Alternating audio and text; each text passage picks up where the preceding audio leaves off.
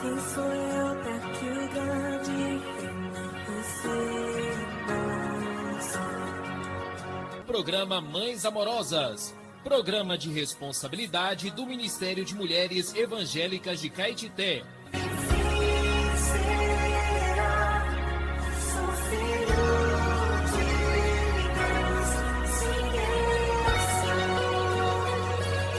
Queridas irmãs em Cristo, está iniciando o programa Mães Amorosas, o Ministério de Mulheres da Igreja em Caetité. Este programa é feito com muito amor e carinho, especialmente para você. Bom dia, queridas ouvintes do programa Mães Amorosas. Graças ao Senhor por mais esse dia, 4 de maio. Vamos de Provérbios, palavras de sabedoria. E o provérbio de hoje diz assim: em todo trabalho há proveito, meras palavras, porém, levam à penúria. Provérbios, capítulo 14, versículo 23. Temos como título hoje do nosso maravilhoso texto: meras palavras levam à miséria. Deus tem uma economia que é o seu plano para a salvação do homem. Ele precisa de administradores para levar a cabo o que planejou. A Paulo foi confiada a economia da graça de Deus para pregar o evangelho das insondáveis riquezas de Cristo para gerar a igreja. Efésios 3, 2, 8 e 10. A vida da igreja é a família de Deus, onde os seus filhos encontram ambientes para crescer. Há tutores e curadores que alimentam os filhos de Deus, que deles cuidam e os fazem crescer. Gálatas 4:2. Deus precisa de pessoas que pregam a palavra, mas também precisa de muitos que sabem trabalhar e colocar a necessidade de Deus em ação. A Bíblia registra que Moisés foi educado em toda a ciência dos egípcios e era poderoso em palavras e obras. Atos 7:22. Ele não somente sabia falar bem, mas sabia fazer acontecer também. Os servos de Deus não podem ser meros ministradores de mensagens bíblicas. Antes, todos devem aprender a pôr em ação o que Deus falou.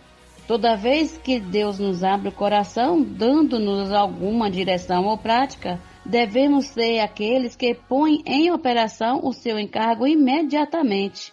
Se tudo ficar em meras palavras, permaneceremos paralisados e o resultado será miséria espiritual. José não somente interpretou o sonho de Faraó, mas deu conselhos a ele sobre o que fazer.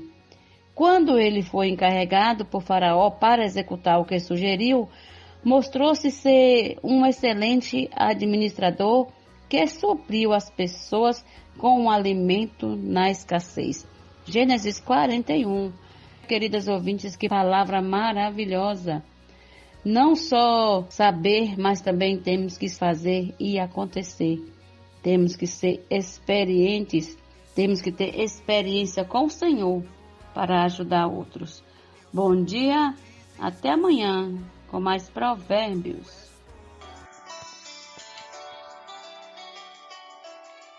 Alimento diário. Série Vida e Edificação. Autoria: Pedro Dong. Leitura: Valéria Helena Marques. Levantar antes de qualquer outra coisa. Faça uma respiração da vida. Invocando profundamente o nome do Senhor Jesus. Invocando profundamente o nome do Senhor Jesus. Bom dia, irmãs, queridas ouvintes. A nossa leitura de hoje da semana 2, sábado. Leitura bíblica é 1 Samuel, capítulo 16, versículo 7. João, capítulo 3, versículo 8, 16 ao 19. Capítulo 7, versículo 7 ao 24. Capítulo 15, versículo 17 ao 24. Lê com oração. O vento sopra onde quer. Ouves a sua voz, mas não sabes de onde vem, nem para onde vai. Assim é todo o que é nascido do Espírito. João 3,8. A obra de Deus não é feita pela lógica humana. O homem natural é extremamente lógico e pode saber como agir em diferentes situações, mas ao servir a Deus, não podemos depender do que é lógico e sim do Espírito. O Espírito quer e pode fazer obras muito superiores às do homem. Só Deus pode realizar milagres, prodígios, sinais e coisas sobrenaturais, mas nunca veremos tais coisas acontecerem se continuarmos usando a vida natural para fazer a obra de Deus. O Senhor precisa de pessoas que cooperem com Ele, dando ao Espírito liberdade para agir. Se Deus fizer alguma coisa fora de sua lógica humana, será que você acompanhará? Essa é a razão porque muitos abandonam o Senhor. Olhemos para as coisas que têm acontecido em nosso meio. A imersão, os gritos de guerra, a colportagem. Será que achamos que isso não procede de Deus porque vai contra a nossa lógica? Nosso homem natural é que acha isso. O Espírito não segue as leis da física, muito menos nosso conceito natural. O Espírito sopra onde quer. Não se sabe de onde ele vem, nem para onde vai. João 3,8. Por isso a palavra profética não segue a lógica humana, mas segue o Espírito. O mundo odeia todo aquele que faz as obras segundo o Espírito, pois essas obras fazem a vontade de Deus. João 7,7. Qualquer obra que não siga o caminho do Espírito, o qual expõe o mundo, é má. O mundo não o odeia quando você vive em sua razão lógica e faz coisas de acordo com o homem natural. Quando, porém, você faz as coisas segundo o Espírito, é odiado pelo mundo. Satanás levanta muitas situações adversas contra nós, porque estamos realizando a obra de Deus. Ele sabe que seu fim está próximo e então levanta várias circunstâncias para colocar dúvidas em nossa mente, a fim de nos transformar em pessoas resistentes ao que o Espírito está fazendo. Deus quer salvar o mundo e para isso enviou seu Filho. Aos que creem no Filho, Ele dá a vida eterna, que nos capacita a viver na esfera da eternidade e não mais na esfera natural. João 3:16, 17. Quem não crê no Filho de Deus não será salvo, nem receberá a vida eterna. Pelo contrário, já está julgado.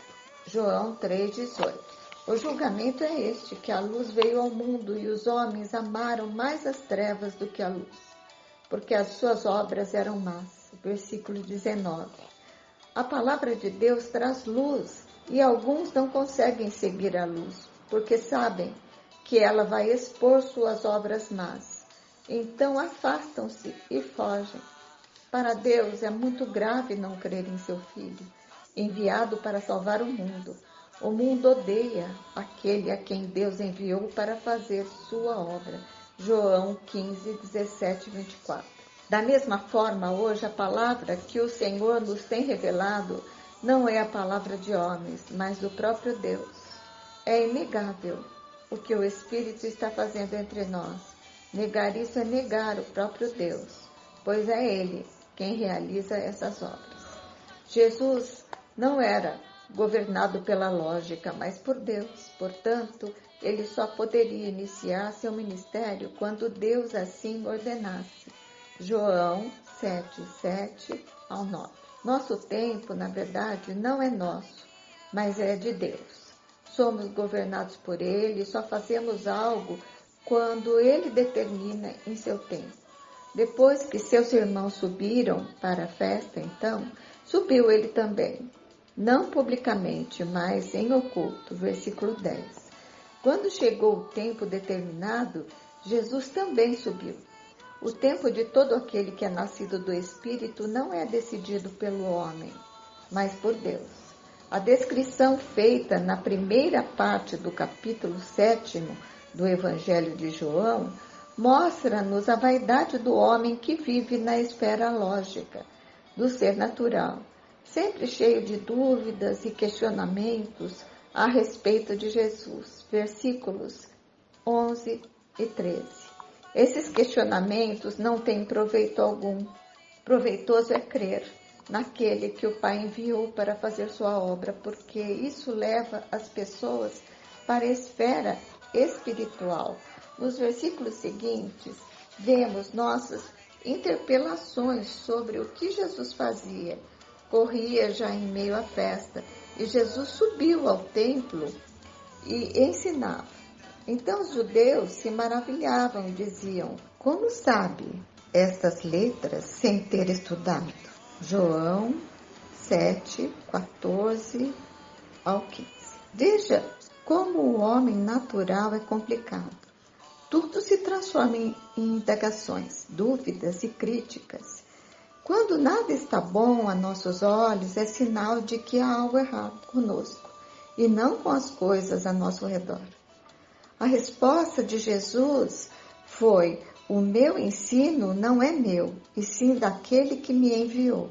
João 7,16. Jesus não falava por si. O mesmo acontece com a palavra profética. Um homem não tem capacidade de falar a palavra de Deus com revelação se Deus não lhe revelar.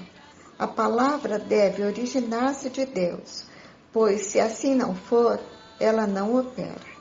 A prova de que a palavra provém de Deus é a sua confirmação, ou seja, as coisas acontecem conforme a palavra proferida.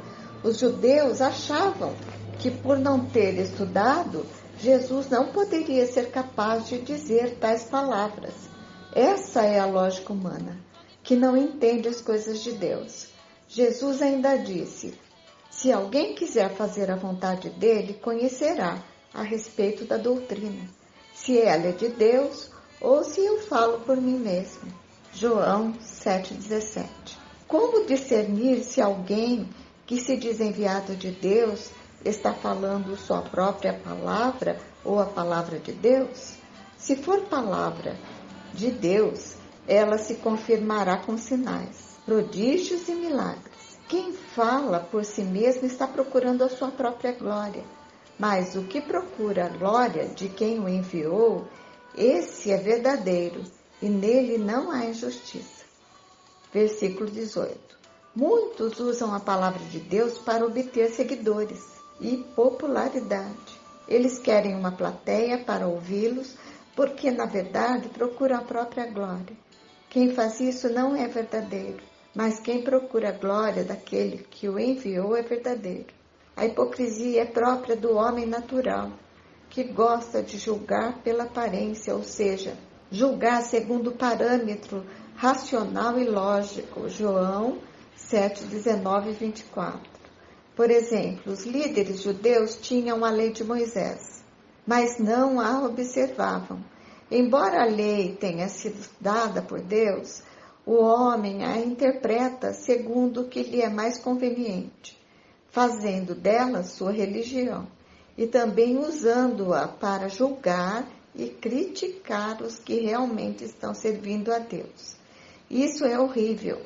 Não devemos andar pela aparência, pela hipocrisia do homem natural, julgando as coisas de modo como as vemos e entendemos. Deus não vê o exterior, a aparência, mas vê a realidade do que está no coração.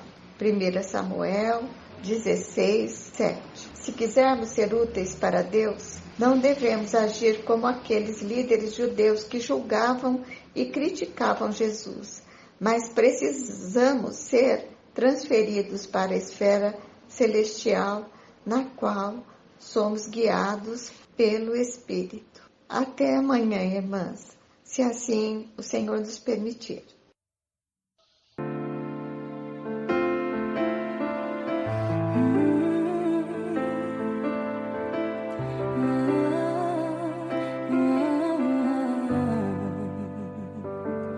Tua sã palavra chove sobre mim e meu coração se abre para ti. Como boa terra, me apego a tua voz. Bom dia, amadas irmãs, queridas ouvintes do programa Mães Amorosas. Deus abençoe você, a sua família, o seu trabalho. Que o Senhor possa dar para nós muita paz, muita harmonia no lar, né? E saúde, né? Todos nós precisamos, não é isso? Senhor Jesus, nós te agradecemos pela palavra profética que está sendo ministrada para nós. Nós oramos para que a palavra não cesse. Oramos também pela confirmação desta palavra na edificação da igreja, no nosso crescimento de vida e na obra, trazendo frutos para a igreja. Muito obrigada, Senhor, por estar nesses tempos finais, onde nós vamos ver com os nossos olhos, né, os frutos que o Senhor tem dado para a igreja. Muito obrigada. Obrigada, Senhor, porque somos a sua igreja, o corpo de Cristo, e temos o cabeça nos dirigindo em todas as coisas. Senhor Jesus, pedimos também que o Senhor abençoe as nossas irmãs com muita saúde, paz. Senhor, abençoe o casamento das irmãs, abençoa aquelas irmãs que vão se casar, que elas possam ser abençoadas, aí abençoa os filhos das irmãs, abençoa as nossas escolhas diárias, que nós possamos sempre escolher a árvore da vida e nunca a árvore do conhecimento do bem e do mal. Que nós possamos discernir no nosso coração qual é a vontade do Senhor para as nossas vidas. Oramos no nome do Senhor, oramos a Ti e Te agradecemos pela leitura que o Senhor vai nos dar agora, que possa também dar esclarecimento, visão e alimento para todos nós. Amém. Muito bem, amadas irmãs, então, dia 4 de maio, vamos abrir o nosso coração e também as nossas Bíblias. Em Juízes, capítulos 19 e 20, o levita e a sua concubina. Naqueles dias em que não havia rei em Israel, houve um homem levita que, peregrinando nos lados da região montanhosa de Efraim, tomou para si uma concubina de Belém de Judá. Porém, ela se irritou com ele e, deixando-o, voltou para a casa de seu pai em Belém de Judá, onde ficou durante uns 4 meses. Seu marido, levando consigo seu servo e 2 jumentos, foi atrás dela para tentar convencê-la a voltar. Ela o fez entrar na casa de seu pai. Este, quando viu o levita, saiu alegre a recebê-lo. O sogro, pai da moça, convenceu o levita a ficar com ele durante 3 dias. Comeram, beberam e o casal se alojou ali. No 4º dia, madrugaram e se levantaram para partir. Mas o pai da moça disse a seu genro: "Coma alguma coisa, para você ter mais força para a viagem. Depois disso, vocês podem ir embora." Os 2 se sentaram, comeram e beberam juntos. Então o pai da moça disse ao homem: "Por favor, fique aqui mais uma noite e alegre o seu coração." Quando o homem se levantou para partir, o seu sogro insistiu para que ficasse e ele mais uma vez pernoitou ali. No 5º dia, ele se levantou de madrugada para partir, mas o pai da moça lhe disse: "Coma alguma coisa, fiquem até o entardecer." E ambos comeram juntos. Então, o homem se levantou para partir, ele, a sua concubina e o seu servo. Mas o sogro dele, o pai da moça, lhe disse: "Olhe, está ficando tarde e a noite vem chegando. Passe mais uma noite aqui. Esse dia já está acabando. Passe aqui a noite e alegre o seu coração. Amanhã de madrugada vocês podem se levantar e viajar de volta para casa." Porém, o homem não quis passar ali mais uma noite. Ele se levantou, partiu e chegou até a altura de Jebus, isto é, Jerusalém. Com ele iam os 2 jumentos encilhados e também a sua concubina. Quando chegaram perto de Jebus, o dia já estava chegando ao fim. Então o servo disse a seu senhor: "Venha, vamos sair da estrada e entrar numa cidade dos jebuseus e passemos ali a noite." Porém o seu senhor lhe disse: "Não vamos entrar em nenhuma cidade estranha, que não seja dos filhos de Israel. Vamos um pouco mais adiante até Gibeá. E continuou: venha, vamos num desses lugares e pernoitemos em Gibeá ou em Ramá. Assim, passaram adiante e continuaram a viagem. E o sol se pôs quando chegaram a Gibeá, que pertence a Benjamim. Saíram da estrada para entrar em Gibeá, a fim de nela passarem a noite. O levita entrou e se sentou na praça da cidade, porque não houve quem os recolhesse em casa para ali pernoitarem. Eis que, ao anoitecer, um homem velho estava voltando do seu trabalho no campo. Ele era da região montanhosa de Efraim, mas morava em Gibeá. Os outros habitantes do lugar eram benjamitas. Quando o velho ergueu os olhos e viu o viajante na praça da cidade, perguntou: para onde você está indo? E de onde você vem? O levita respondeu: estamos viajando de Belém de Judá para os lados da região montanhosa de Efraim, de onde eu sou. Fui a Belém de Judá e agora estou de viagem para a casa do Senhor. Ninguém me recebeu em sua casa, embora tenhamos palha e pasto para os nossos jumentos, e também pão e vinho para mim e para esta serva e para o moço que vem com estes, seus servos.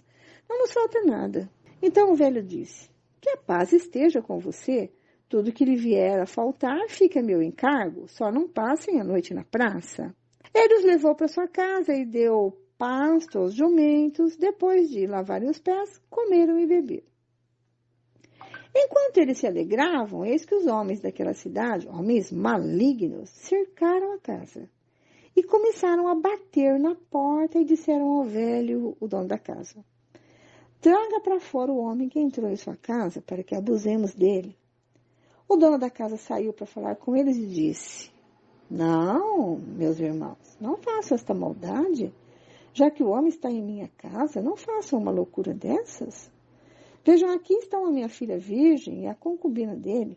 Vou pôr as duas para fora e vocês poderão abusar delas e fazer o que bem quiserem, mas não façam uma loucura dessas com esse homem.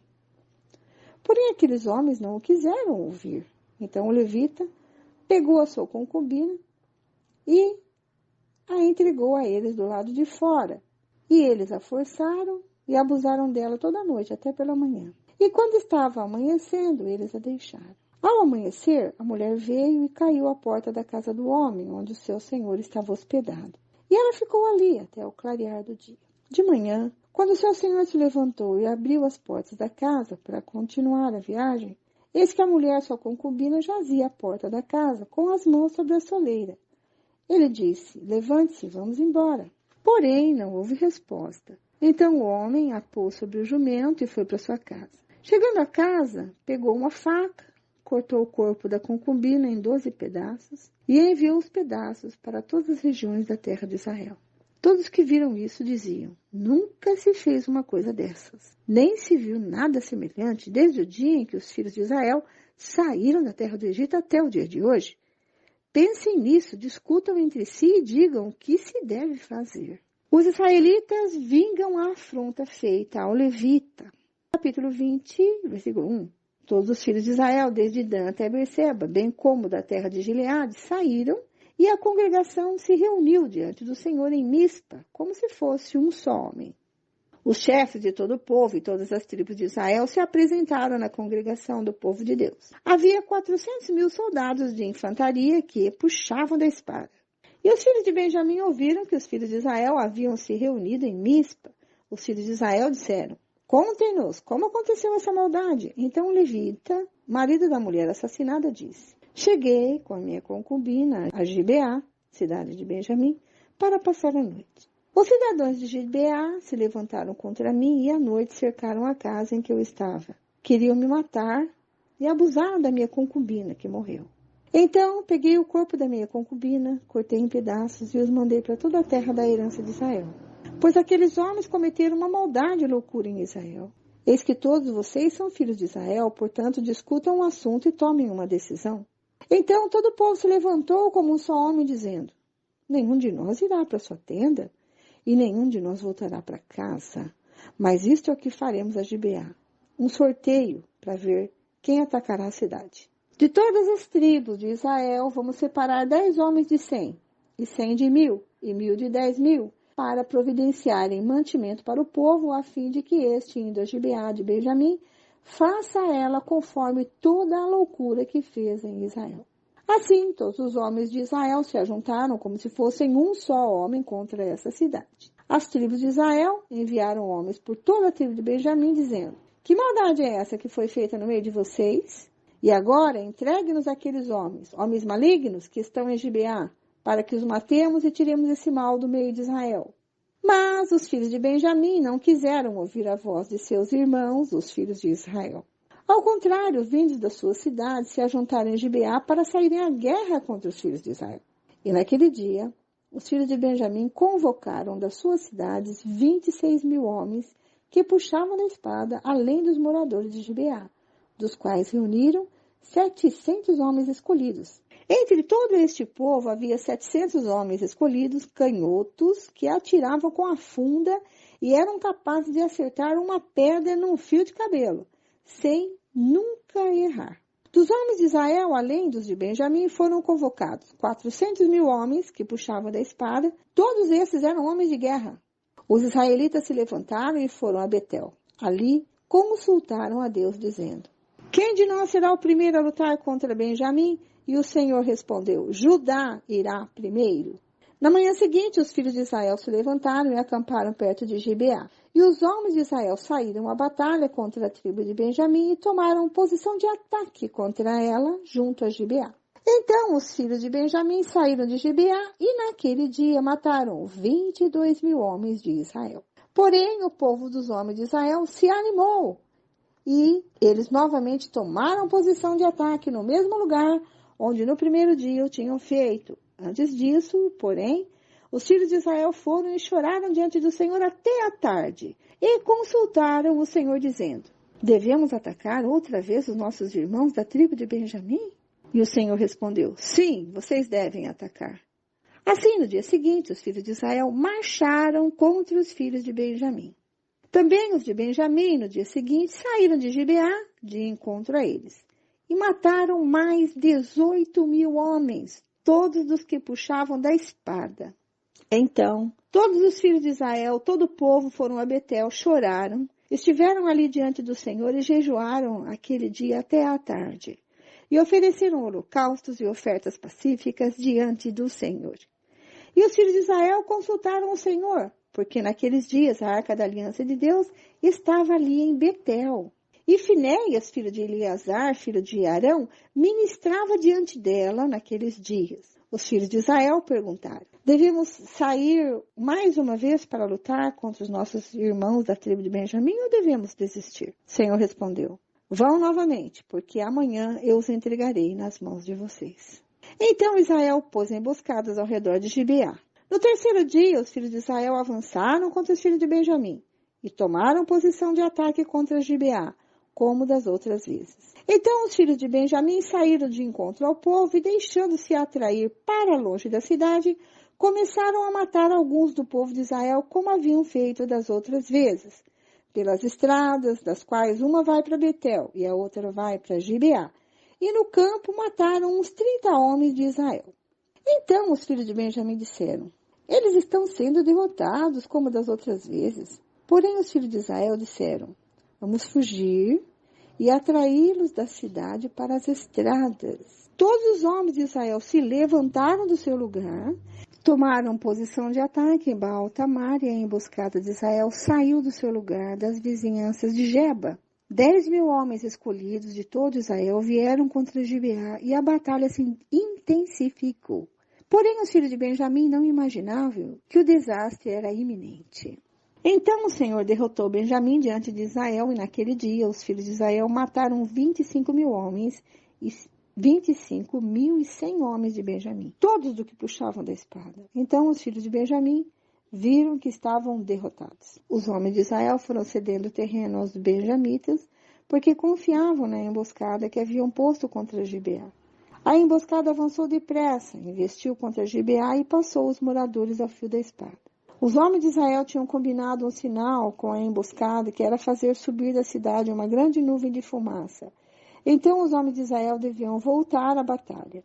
Os filhos de Benjamim tinham começado a atacar os homens de Israel e já tinham matado uns 30 deles, e diziam: com certeza eles já estão derrotados, como na batalha anterior. Então a nuvem de fumaça começou a levantar-se da cidade como se fosse uma coluna. Os filhos de Benjamim olharam para trás, e eis que a fumaça da cidade subia para o céu. Os homens de Israel deram meia volta, e os filhos de Benjamim ficaram apavorados, porque viram que o desastre era iminente. Eles viraram as costas para os homens de Israel em busca do caminho do deserto, mas não puderam escapar da batalha. E os que vinham das cidades os destruíram no meio deles. Certamente, cercaram os filhos de Benjamim e os perseguiram, e onde repousavam, ali os alcançavam, até diante de Gibeá, para a nascente do sol. Dos filhos de Benjamim foram mortos 18.000 homens, todos esses homens valentes. Então se viraram e fugiram na direção do deserto para a rocha de Rimom. E ao longo do caminho, os filhos de Israel ainda apanharam mais uns 5.000 homens. Seguiram-nos de perto até Gibom e mataram mais 2.000 homens. Naquele dia morreram 25.000 homens dos filhos de Benjamim, todos eles homens valentes que puxavam da espada. Porém, 600 homens viraram e fugiram para o deserto, para a rocha de Rimom, onde ficaram 4 meses. Os homens de Israel voltaram para os filhos de Benjamim e passaram ao fio da espada tudo o que restou da cidade, tanto homens como animais, tudo o que encontraram, e também puseram fogo em todas as cidades que encontraram. Eu não vou ter tempo hábil para comentar, mas amanhã a gente inicia a leitura bíblica com os comentários de hoje, ok? Vamos ficar agora com a irmã Lene, que dá continuidade à nossa leitura bíblica de hoje. Até amanhã, se Deus assim nos permitir. Bom dia, irmã Lene. Bom dia, irmã Vera, queridas ouvintes. Graças ao Senhor por mais um dia de leitura bíblica diária. Hoje, 4 de maio, vamos ler Salmos, capítulo 104, versículos 24 até 35. Provérbios, capítulo 14, versículos 22 até o 24. E o Evangelho de João, capítulo 3, versículos 22 até o 36. Começando com Salmos 104, que ainda está falando do louvor ao Deus Criador. Versículo 24. Que variedade, Senhor, nas tuas obras! Fizeste todas elas com sabedoria. A terra está cheia das tuas riquezas. Eis o mar vasto, imenso, no qual se movem seres sem conta, animais pequenos e grandes. Por ele transitam os navios e o Leviatã que formaste para nele brincar. Todos esperam de ti que lhes dês de comer a seu tempo. Se lhes dás, eles o recolhem. Se abrem a mão, eles se fartam de bens. Se escondes o rosto, eles se perturbam. Se lhes cortas a respiração, morrem e voltam ao pó. Envias o teu espírito, eles são criados, e assim renovas a face da terra. Que a glória do Senhor dure para sempre. Exulte o Senhor por suas obras. Com só olhar para a terra, ele a faz tremer. Toca as montanhas e elas fumegam. Cantarei ao Senhor enquanto eu viver. Cantarei louvores ao meu Deus durante a minha vida. Seja-lhe agradável a minha meditação, eu me alegrarei no Senhor. Desapareçam da terra os pecadores e que os perversos deixem de existir. Bendiga minha alma, ó Senhor, aleluia. Agora Provérbios 14, 22 até o 24. Por acaso não se afastam do caminho os que planejam o mal?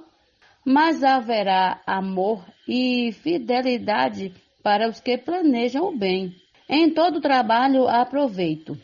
Meras palavras, porém, levam à penúria.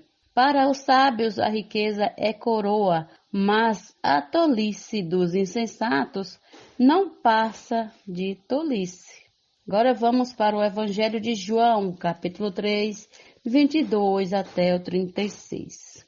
Jesus e João Batista. Depois disso, Jesus foi com os seus discípulos para a terra da Judeia. Ali permaneceu com eles e batizava. Ora, João também estava batizando em Enom, perto de Salim, porque ali havia muitas águas, e o povo se dirigia para lá e era batizado, pois João ainda não havia sido preso. Então surgiu uma discussão entre os discípulos de João e o judeu a respeito da purificação. E foram até João e lhe disseram: Mestre, aquele que estava com o Senhor no outro lado do Jordão, do qual o Senhor deu testemunho, está batizando, e todos vão até ele. João respondeu: Ninguém pode receber coisa alguma se não lhe for dada do céu. Vocês mesmos são testemunhas de que eu disse: Eu não sou o Cristo, mas fui enviado como o seu precursor. O que tem a noiva é o noivo. O amigo do noivo que está presente e o escuta se alegra muito por causa da voz do noivo, pois essa alegria já se cumpriu em mim. Convém que ele cresça e eu diminua. Aquele que vem do céu, quem vem das alturas, certamente está acima de todos. Quem vem da terra é terreno e fala da terra. Quem veio do céu está acima de todos e dá testemunho daquilo que viu e ouviu, mas ninguém aceita o seu testemunho. Quem, porém, aceita o seu testemunho que ele dá, certifica que Deus é verdadeiro, pois aquele que Deus enviou fala as palavras de Deus, porque Deus não dá o Espírito por medida. O Pai ama o Filho e entregou todas as coisas nas mãos dele. Por isso, quem crê no Filho tem a vida eterna. Quem se mantém rebelde contra o Filho não verá a vida, mas sobre ele permanece a ira de Deus. Até amanhã com mais uma leitura bíblica diária, se assim o Senhor nos permitir. Bom dia, queridas ouvintes, e bom dia, irmã Vera.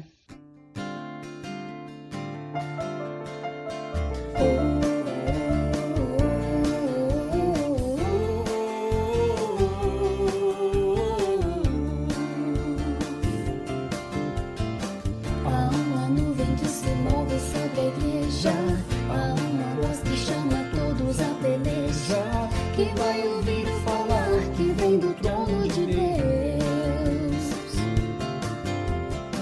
Chegou a hora de deixar o que é impuro. Chegou o tempo de crescer e ser maduro. Que vai lutar pra vencer, gerar um filho varão. Eis-me aqui, não vou temer, atendo teu chamado. Vou prosseguir, sempre buscar as coisas lá no alto. Obedecer, sem duvidar, murmurações eu deixo. Se não for teu, deixo pra trás, assim em Cristo cresço.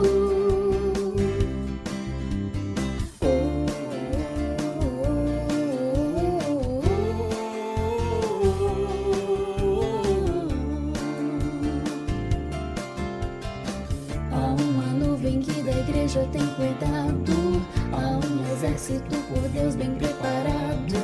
Quem pronto está para servir, trazer o reino de Deus. Com Cristo já não há lugar para indolência, com alegria, entusiasmo e excelência.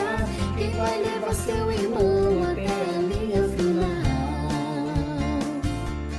Eis-me aqui, não vou temer, atendo teu chamado. Vou prosseguir, sempre buscar as coisas lá do alto. Obedecer, sem duvidar, murmurações eu deixo. Se não for teu, deixo pra trás, assim em Cristo cresço.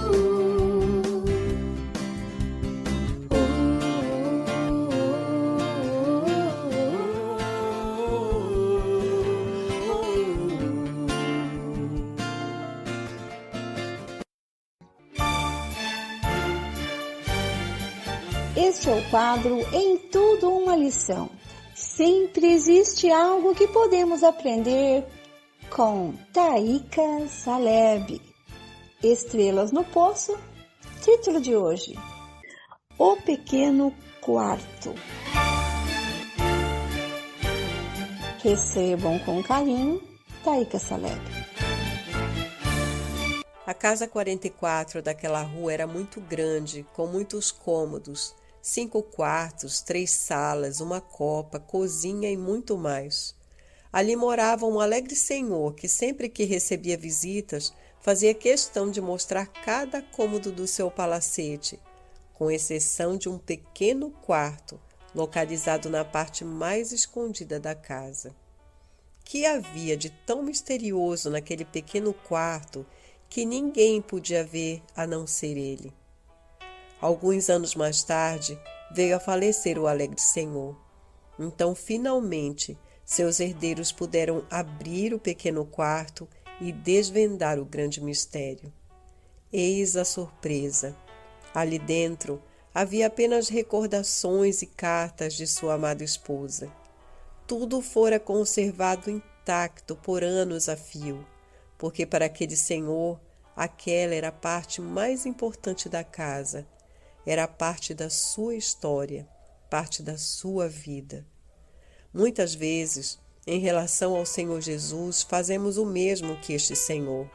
Abrimos-lhe todas as dependências do nosso ser, exceto aquilo que nos é mais pessoal, mais secreto, aquilo que não queremos que ele veja ou toque. Às vezes, até mesmo o limitamos apenas à sala de estar.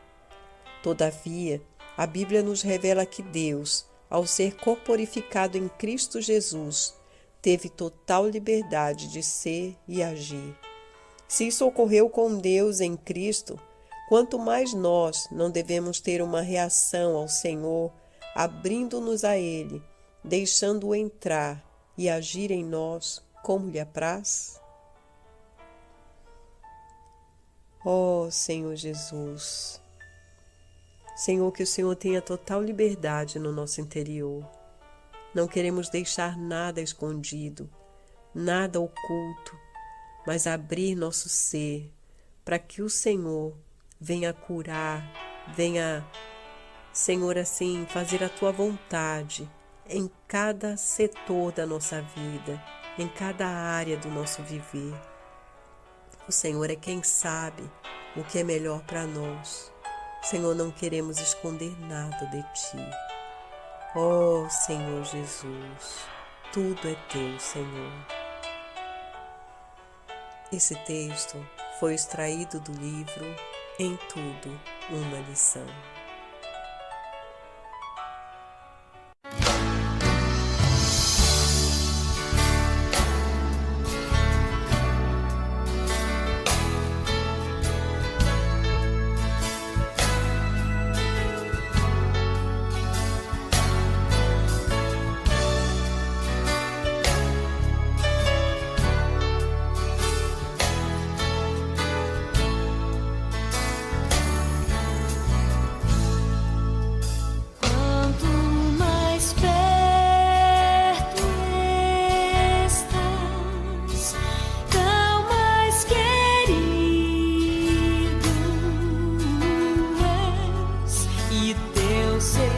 Se torna em realidade assim, dando-me salvação,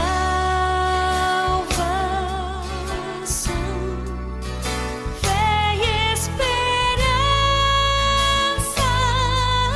Então, meu tudo e meu amor, és tu, ó Senhor.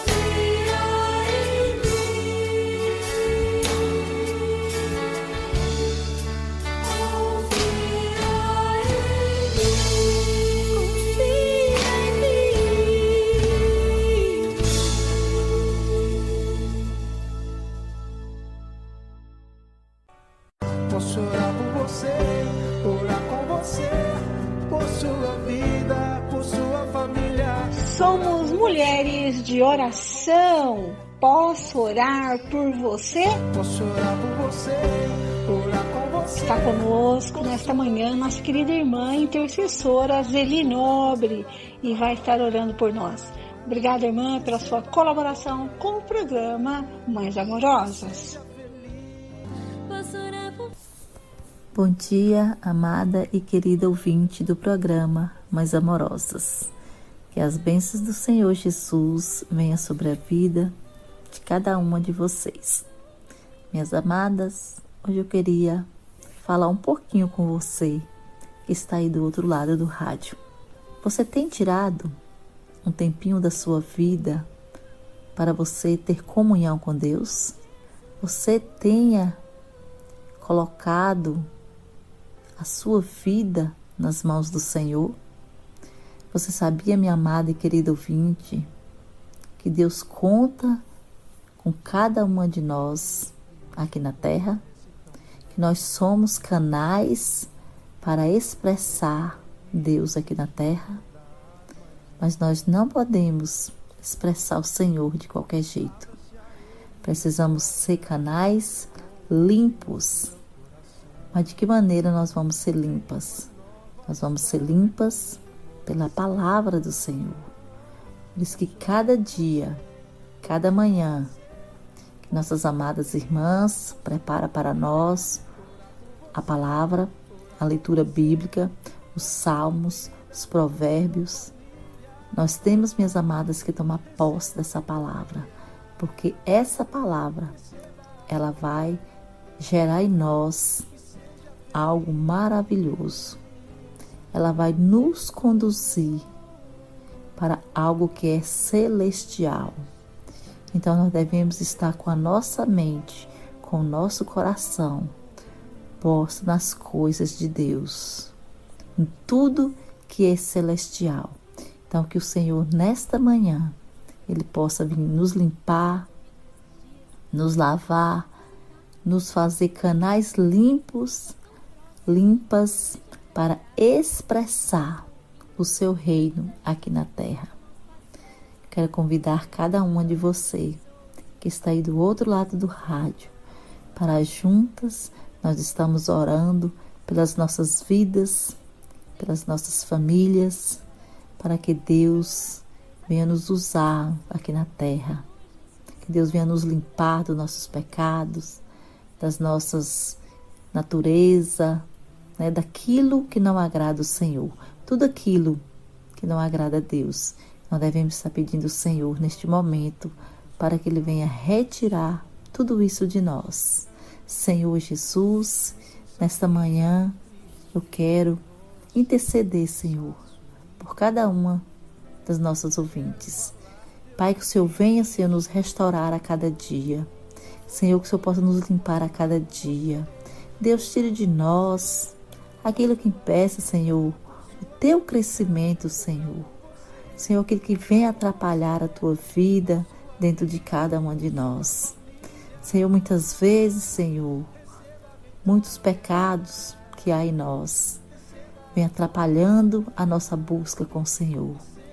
Pai, neste momento, eu quero te pedir, Senhor, remova tudo isso, Senhor, de dentro de nós. Senhor, tira de nós a vergonha de te buscar. Muitas vezes nós ficamos tímidas, Senhor, diante de ti. Mas, ó Pai, nesta manhã, quebra, Senhor, toda a nossa timidez, todo o nosso ego, todo o nosso orgulho. Senhor, joga por terra, Pai. Em nome de Jesus. Amém. Obrigada, minhas amadas, a cada uma de vocês. Que Deus venha abençoá-las e guardá-las na sua presença. Amém.